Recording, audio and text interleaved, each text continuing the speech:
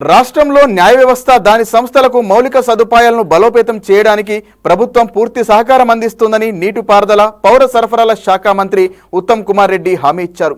University అభివృద్ధి రాష్ట్ర ప్రభుత్వం తరపున పూర్తి సహకారం అందిస్తామని హామీ ఇచ్చారు. మంత్రి ఉత్సమ్ NALSAR university of Lalo capital foundation society వార్షిక అవార్డులు ఉపన్యాస కార్యక్రమంలో మాట్లాడుతూ గత కాంగ్రెస్ ప్రభుత్వంలో నల్సార్ యూనివర్సిటీలో స్థానిక విద్యార్థులకు 20% రిజర్వేషన్ను కల్పించామన్నారు. స్థానిక విద్యార్థుల సంఖ్య ఎక్కువగా ఉండేలా చూడాలని వైస్ ఛాన్సలర్ను ఈ సందర్భంగా కోరారు. నల్సార్ విశ్వవిద్యాలయం దేశంలోనే అగ్రశ్రేణి న్యాయ పాఠశాలగా ఎదుగుతోందని కొనియాడారు.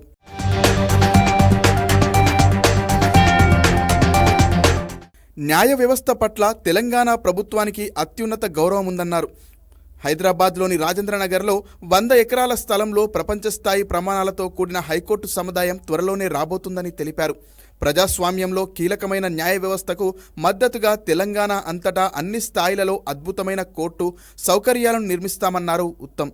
ఈ కార్యక్రమంలో attorney general of India R Venkataramani, Telangana high court ప్రధాన న్యాయమూర్తి justice Alok Aradhe, NALSAR university vice chancellor professor Srikrishna Deva Rao పాల్గొన్నారు.